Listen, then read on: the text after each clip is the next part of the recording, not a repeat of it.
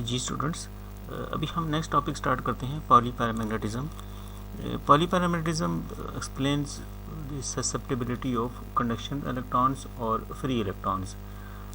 As you know, electrons are fermions, and fermions do not obey Maxwell distribution function, but obeys Fermi-Dirac distribution function.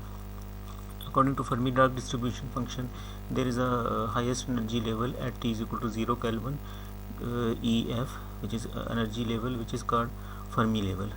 The energy states below Fermi level are completely filled. जैसे ये नज़र आ रहा है कि energy state below Fermi level are completely fill and above Fermi level are completely empty.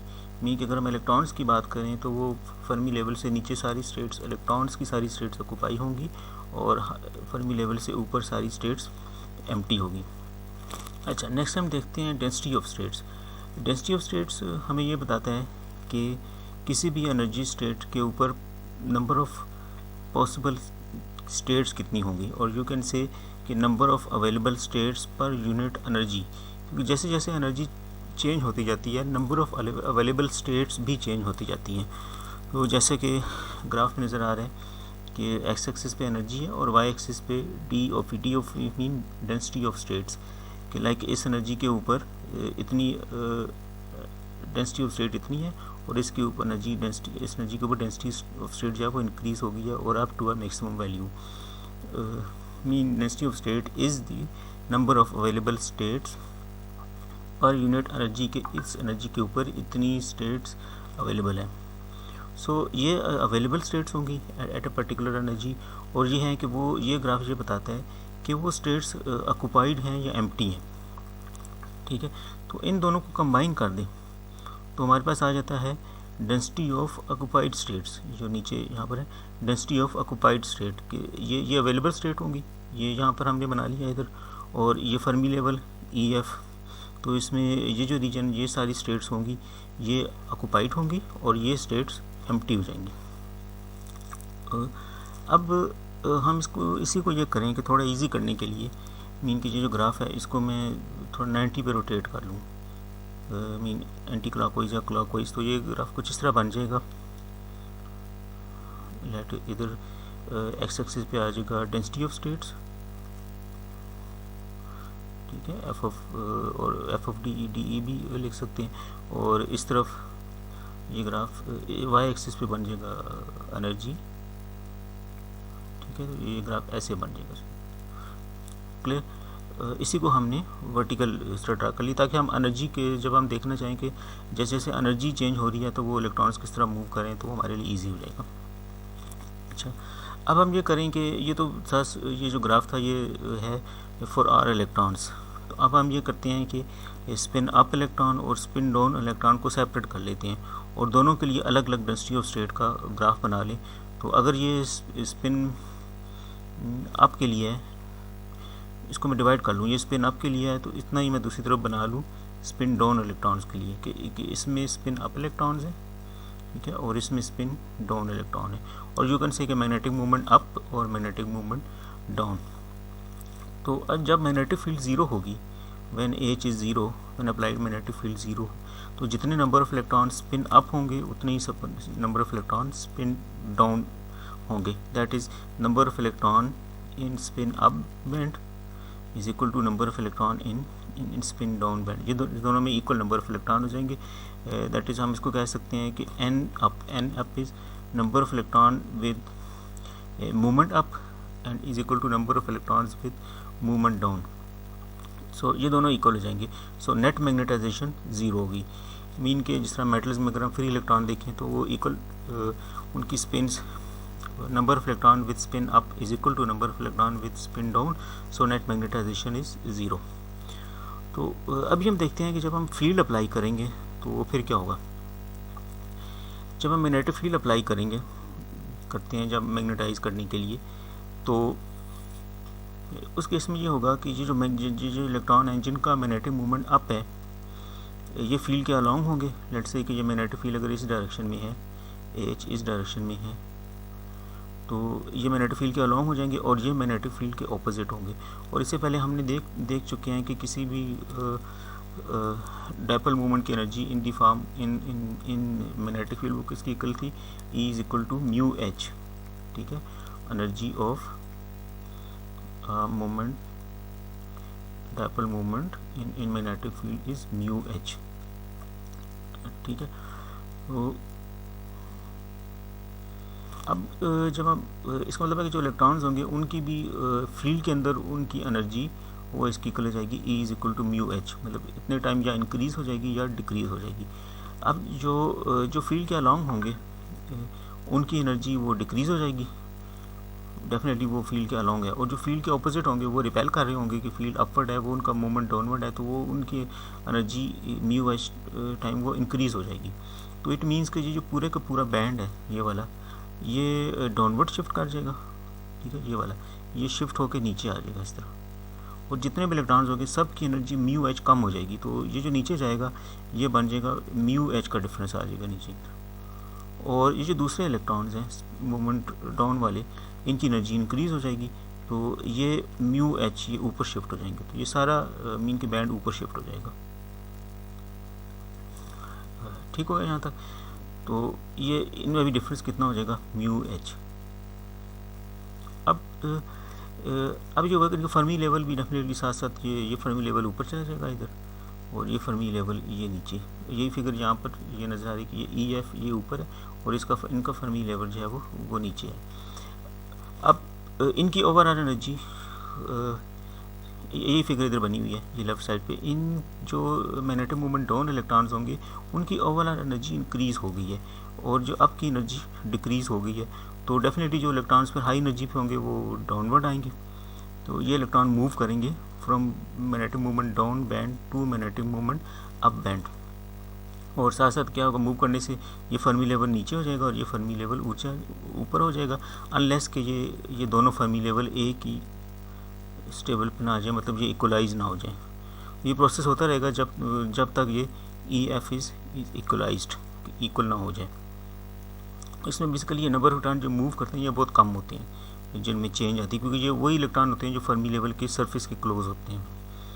तो अब क्या होगा कि जब इलेक्ट्रॉन इधर से इधर मूव करेंगे, तो पहले तो हमने देखा था कि नंबर ऑफ इलेक्ट्रॉन्स इक्वल थे, जब मैग्नेटिक फील्ड ज़ीरो थी तो जितने अप में इलेक्ट्रॉन थे अप बैंड में उतने ही डाउन में थे।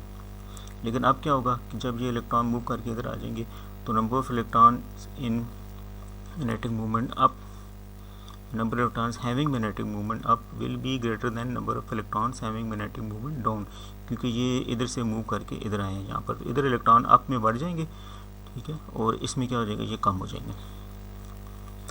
तो अब क्या होगा कि अब इट मीन्स कि जिनका मैग्नेटिक मूवमेंट अप है वो ज़्यादा हो गया, पहले इक्वल थे, अब जिनका मैग्नेटिक मूवमेंट अप है इलेक्ट्रॉन्स, नंबर ऑफ इलेक्ट्रॉन्स ज़्यादा हो गए, और जिनका मैग्नेटिक मूवमेंट डाउन है वो कम हो गए।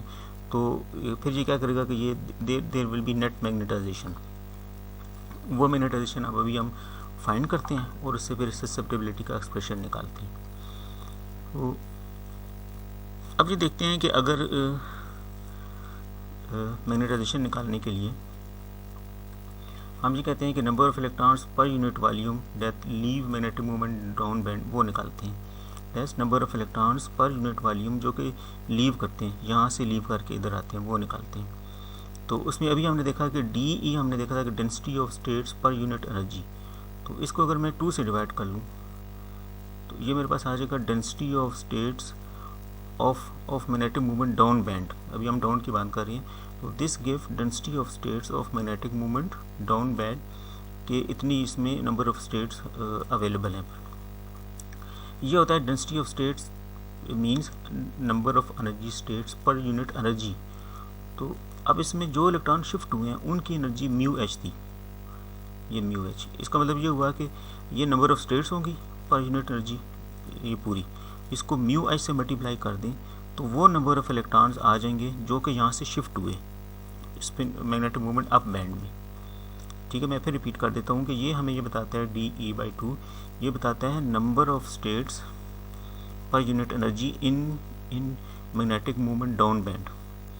अब मीन कि ये पर यूनिट एनर्जी हो गए ना, इतने इलेक्ट्रॉन्स हो गए, तो इसको म्यू एच से मल्टीप्लाई कर देंगे तो वो इलेक्ट्रॉन आ जाएंगे जो कि जिनकी एनर्जी म्यू एच थी, हम म्यू एच इसलिए कर रहे हैं कि जिन इलेक्ट्रॉन्स की एनर्जी म्यू एच इंक्रीज हुई थी वो नीचे मूव करेंगे यहाँ, तो ये वो आ जाएगा जो नंबर ऑफ इलेक्ट्रॉन मूव किए from magnetic movement down to magnetic movement up band.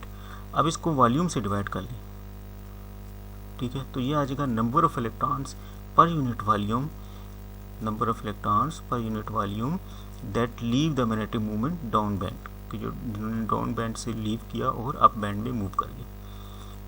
ठीक हो गया। अच्छा, अब ये जो इलेक्ट्रॉन लीव करके ये किधर गए हैं, मैग्नेटिक मूवमेंट अप बैंड में गए हैं, तो जो total change in number of electrons आएगा यहाँ वो हो जाएगा डेल्टा एन, ये डेल्टा एन है, इसको ये मैं काट दूँ, this is delta N is equal to delta N up plus delta N down. Total number of electron में इतनी चेंज आई, क्योंकि देखिए अगर यहाँ से 5 इलेक्ट्रॉन अगर इधर से शिफ्ट हुए, 5 इलेक्ट्रॉन अगर यहाँ से मूव करके इधर आए तो टोटल चेंज कितना आ जाएगा, वो 10 का आ जाएगा, क्योंकि 5 इधर कम हो गए और इधर 5 इंक्रीज़ हो गए, तो वो टोटल 10 का चेंज आ जाएगा। इसलिए total number of electrons per unit volume जो चेंज हो रही हैं वो delta N up plus delta N two, और डेल्टा एन डाउन, जितना डेल्टा एन डाउन है ये वो सेम उतना यही है डेल्टा एन अप।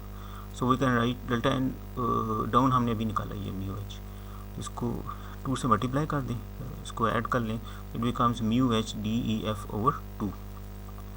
ठीक है, ये इसको ये 2 दफ़ा आ गया ना, ये टर्म 2 दफ़ा आ जाएगी, दिस 2 दफ़ा ऐड हो जाएगी तो वो 2 नीचे कैंसिल हो जाएगी। सो ये मेरे पास आ जाएगा नंबर ऑफ़ इलेक्ट्रॉन्स जो कि इस मैग्नेटाइजेशन में अपना रोल प्ले कर रहे हैं, ज़रा वही रोल प्ले कर रहे हैं जो चेंज हुए, जो मूव हुए यहाँ से। सो मैग्नेटाइजेशन क्या बन जाएगी, डेल्टा एन ये नंबर ऑफ़ इलेक्ट्रॉन जो कि अभी हमने निकाले, और हर इलेक्ट्रॉन का मूवमेंट कितना है म्यू। सो ये डेल्टा एन था, ये डेफिनेटली हमने डिफाइन किया था यहाँ से कि ये हमारे पास था number of electrons moving, total number change in number of electrons per unit volume. तो ये number of electrons per unit volume आ गए, और इसको मल्टीप्लाई कर दें magnetic movement of each electron, तो ये आ जाएगा total magnetic movement per unit volume which is magnetization. So m is equal to mu delta N की ये वैल्यू यहाँ सब्स्टिट्यूट कर दें, and we get mu H D E F over 2। So finally ये हमारे पास आ जाएगा m is equal to mu square h